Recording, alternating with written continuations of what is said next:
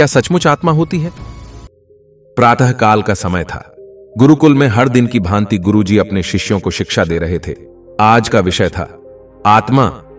आत्मा के बारे में बताते हुए गुरुजी ने गीता का यह श्लोक बोला, नैनम छिंदंती शस्त्राणि, नैनम दहति पावक, न चैनम क्लेदयन्त्यापो, न शोषयति मारुतः। अर्थात आत्मा को न शस्त्र छेद सकते हैं, न अग्नि जला सकती है, न जल उसे गला सकता है, और न हवा उसे सुखा सकती है। इस आत्मा का कभी भी विनाश नहीं हो सकता है, यह अविनाशी है। यह सुनकर एक शिष्य को जिज्ञासा हुई। वह बोला, किंतु गुरुवर, यह कैसे संभव है? यदि आत्मा का अस्तित्व है, वो अविनाशी है, तो भला वो इस नाशवान शरीर में कैसे वास करती है, और वो हमें दिखाई क्यों नहीं देती? क्या सचमुच आत्मा होती है?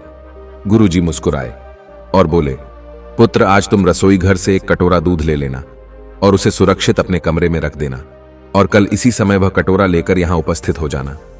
अगले दिन शिष्य कटोरा लेकर उपस्थित हो गया। गुरुजी ने पूछा, क्या दूध आज भी पीने योग्य है? शिष्य बोला, नहीं गुरुजी, यह तो कल रात ही फट गया था, लेकिन इसका मेरे प्रश्न से क्या लेना देना?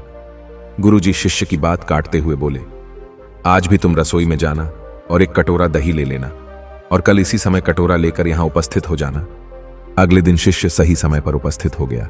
गुरुजी ने पूछा, क्या दही आज भी उपभोग हेतु ठीक है? शिष्य बोला, जी हां गुरुजी, यह अभी भी ठीक है। अच्छा ठीक है, कल तुम फिर इसे लेकर यहां आना, गुरुजी ने आदेश दिया। अगले दिन जब गुरुजी ने शिष्य से दही के बारे में पूछा, तो उसने बताया कि दही में खटास आ चुकी थी और वह कुछ खराब लग रही है। इस पर गुरुजी ने कटोरा एक तरफ रखते हुए कहा, कोई बात नहीं, आज तुम रसोई से एक कटोरा घी लेकर जाना और उसे तब लेकर आना जब वो खराब हो जाए। दिन बीतते गए पर घी खराब नहीं हुआ, और शिष्य रोज खाली हाथ ही गुरु के समक्ष उपस्थित होता रहा।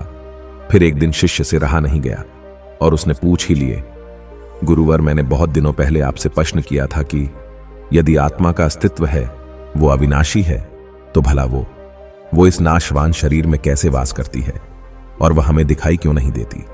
क्या सचमुच आत्मा होती है? पर उसका उत्तर देने की बजाय आपने मुझे दूध, दही, घी में उलझा दिया। क्या आपके पास इसका कोई उत्तर नहीं है? इस बार गुरुजी गंभीर होते हुए बोले, वत्स, मैं ये सब तुम्हारे प्रश्न का उत्तर देने के लिए ही तो कर रहा था। देखो, दूध, दही और घी सब दूध का ही हिस्सा है, लेकिन दूध एक दिन में खराब हो जाता है, दही 2-3 दिनों में, लेकिन शुद्ध घी कभी खराब नहीं होता। इसी प्रकार आत्मा इस नाशवान शरीर में होते हुए भी ऐसी है कि उसे कभी नष्ट नहीं किया जा सकता।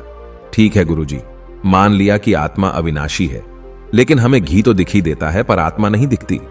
गुरुजी बोले, घी अपने आप ही तो नहीं दिखता ना, पहले दूध में जामन डालकर दही में बदलना पड़ता है, फिर दही को मथकर उसे मक्खन में बदला जाता है, फिर कहीं जाकर जब मक्खन को सही तापमान पर घंटों पिघलाया जाता है, तब जाकर घी बनता है।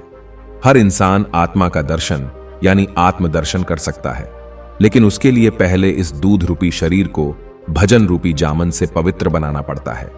उसके बाद कर्म की मथनी से इस शरीर को दीन दुखियों की सेवा में मथना होता है, और फिर सालों तक साधना व तपस्या की आंच पर इसे तपाना होता है, तब जाकर आत्मदर्शन संभव हो पाता है। शिष्य गुरुजी की बात अच्छी तरह से समझ चुका था। आज उसकी जिज्ञासा शांत हो गई थी। उसने गुरु के चरण स्पर्श किए और आत्मदर्शन के मार्ग पर आगे बढ़ गया। धन्यवाद।